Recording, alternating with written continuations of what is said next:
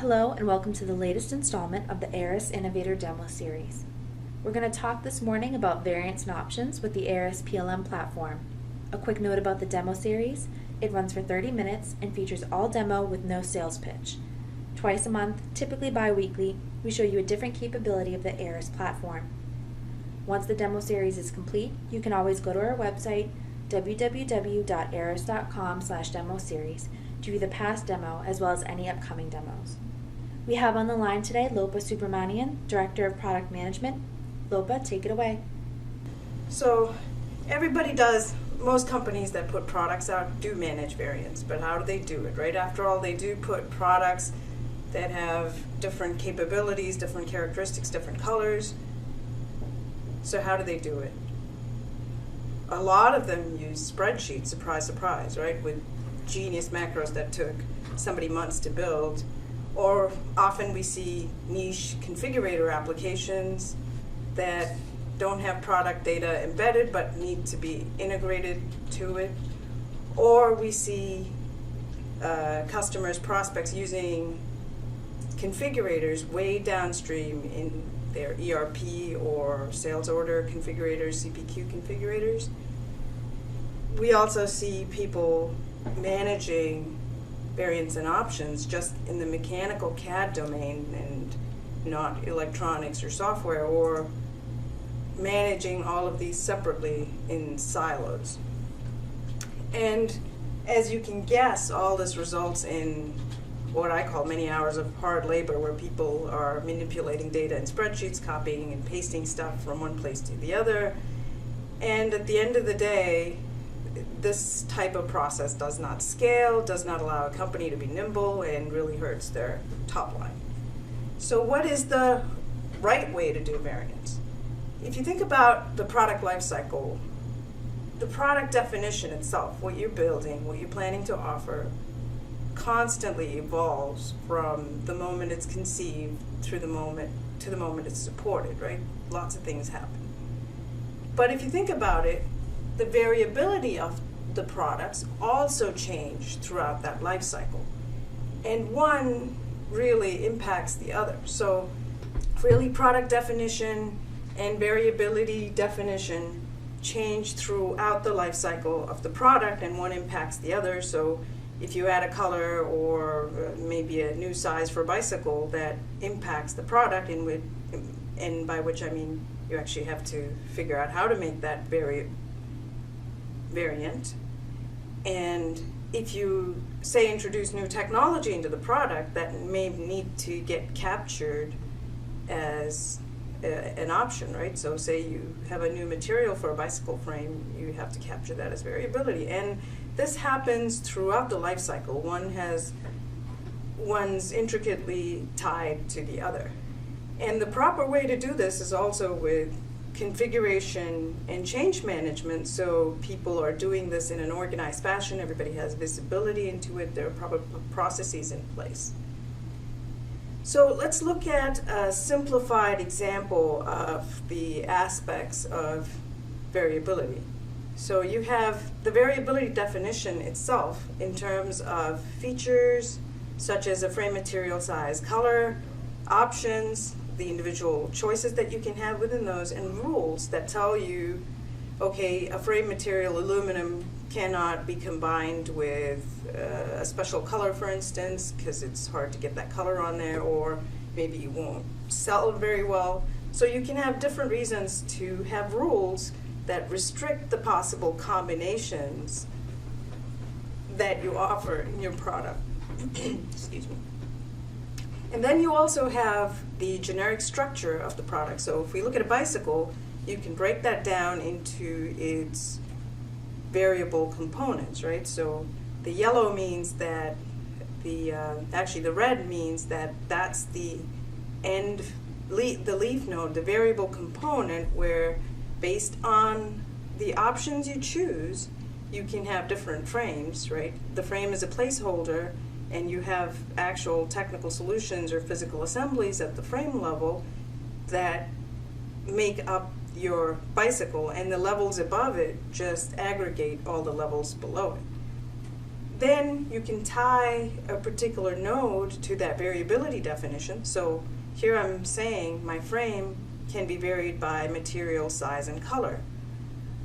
But then you also have to say what physical part or what technical solution you're actually going to apply to that combination. So if I have aluminum, medium, black, and red, I use this specific part or frame for that combination. So these are the pieces of defining variability in your product. But think about when things change. Now, say I add an option, I add a color to this mix. Now, just by adding one color, I'm adding many combinations, right? And just because I added a color doesn't mean I can produce the product in that color. I still have to figure out how I'm going to fulfill all the combinations that resulted from adding that color.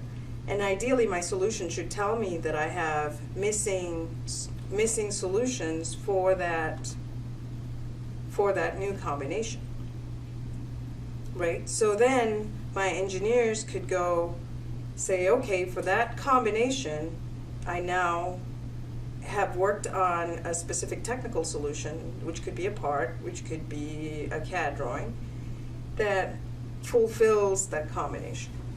And our philosophy is that variability should be defined in one place instead of defining it at a very specific structure. Define it independently of where it's going to be used. So have one place to define variability, and then all the structures, the product structures and requirement structures that you need throughout the life cycle of your product can use that same variability definition. So say I have a frame and I have all the variability that can happen in it.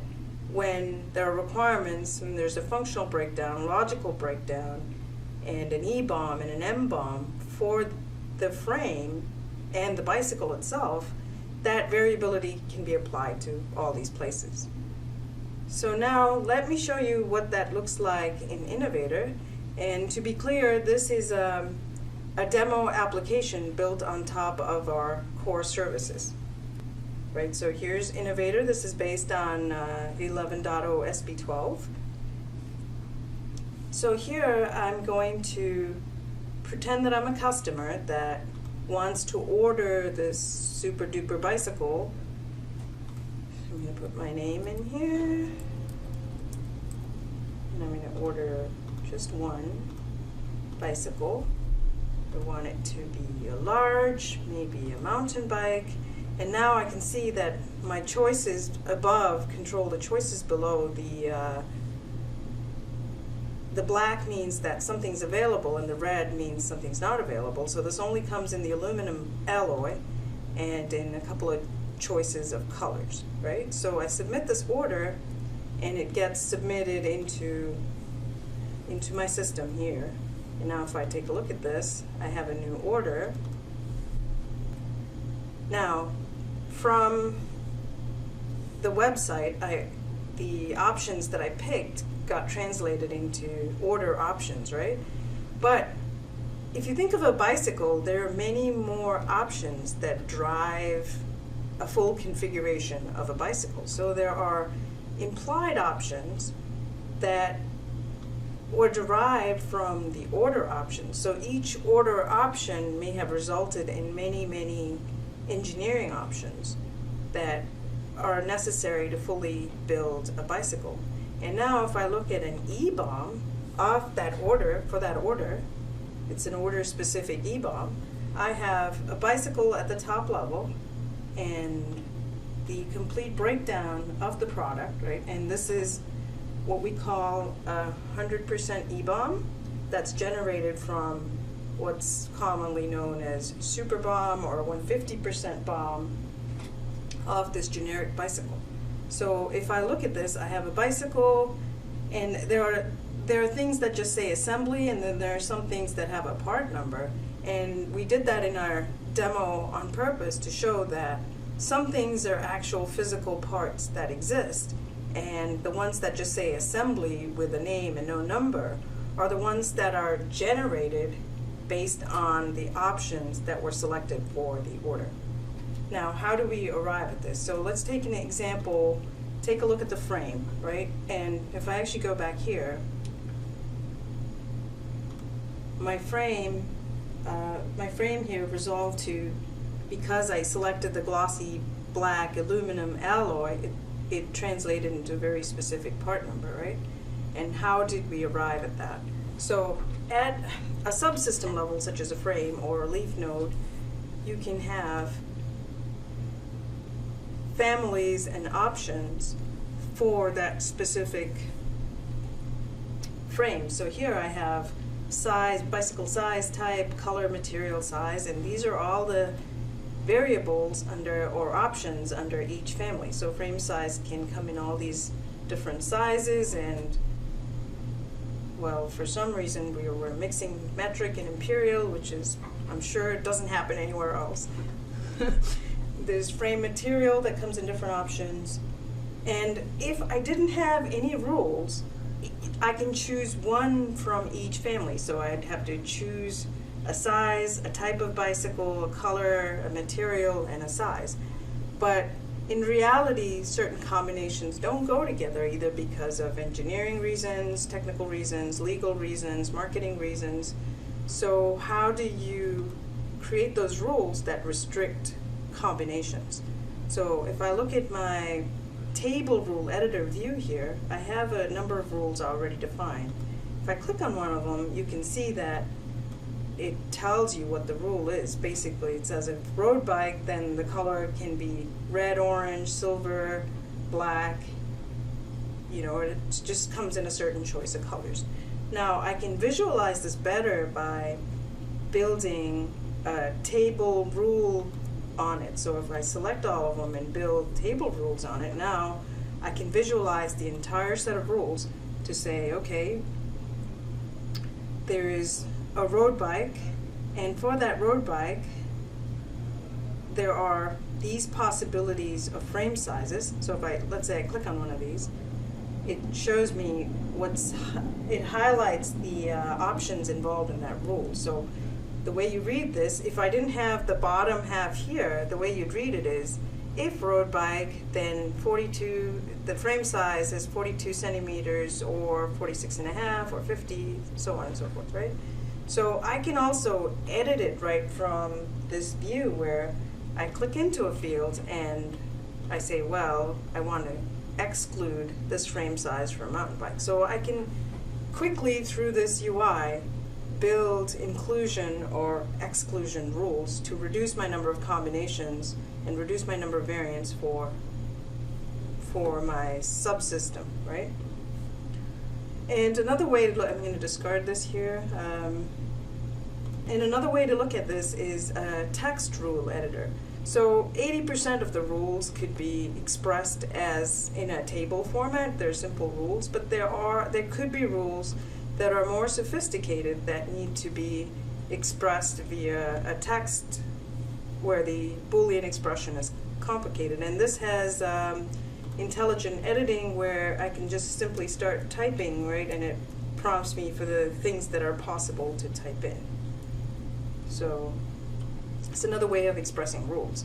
And now when I'm done defining the variability of this frame, I want to visualize this in a variant tree that allows me to figure out, well, what combinations do I have for this frame, right? And do I have too many combinations? Can my organization, my engineering manufacturing organizations, handle this amount of complexity, right? So to do that, I can visualize this variant tree where, say, I have all the families going as columns and a tree that connects the combinations. So if I look at this example, a fat bike comes in 3 different colors, and the only material is titanium, and there's only one frame size. So there's not a lot of, actually that was for a large, so actually if I switch this around and I want to put the fat bike on top, now I can see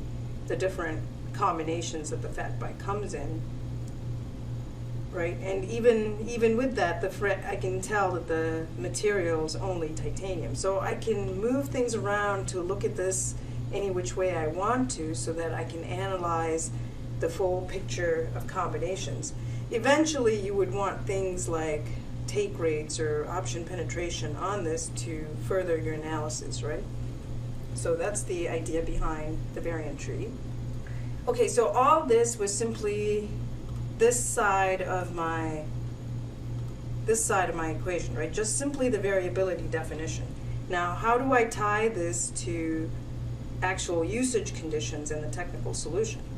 So if I go back here, I can look at what are called usages, and there are conditions on the usage. If I click on one of these, it tells me under what condition should I be using the specific part, right? So if it's a red 42 centimeter aluminum alloy frame, then use this very specific part number. And that's how you go from a variant or a super bomb or 150% bomb to an 100%, meaning a specific instance of a bomb. And we also have tools to help you validate your rules and validate usage conditions. So if I click on simply validate, it's going to tell me that there are two values because of the rules that you can never select. So you can never have a 14-inch frame and a stainless steel frame, and that's because of the rules, right? So it helps me, and if I can actually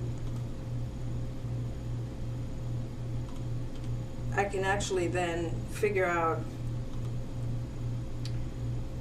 so that's overall, and then one by one I can go validate a selection to see if anything in that family is not available. And I can also validate usages to see, okay, are there combinations for which I don't have parts, or are there combinations where I have a conflict where I can select two different parts and I have to go look at them and fix them. As well as I can say resolve structure to say, show me all the different combinations in the parts that are used for that. And I can do this at a leaf node or at even the bicycle level, so I can get a view of all the possibilities for the super bomb. So then let me show you, so this is at a bicycle, this is at a frame level, right, at a leaf node.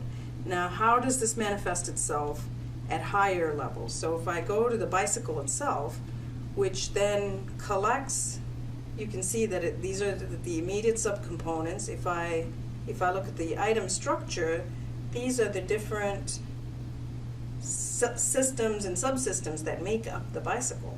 And I can actually look at the variability structure of it, right? So the frame that I showed you before has these different families, and if I look at other subcomponents, such as the fork, the stem, they all bring their own variability into the equation.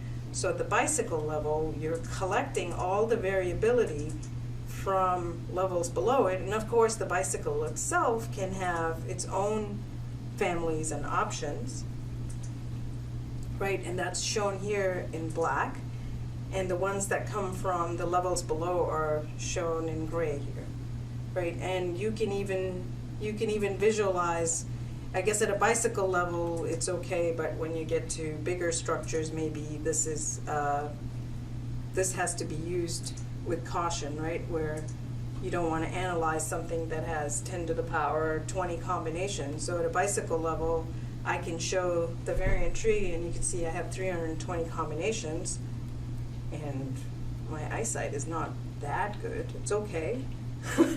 So, but I can still visualize things at any given level.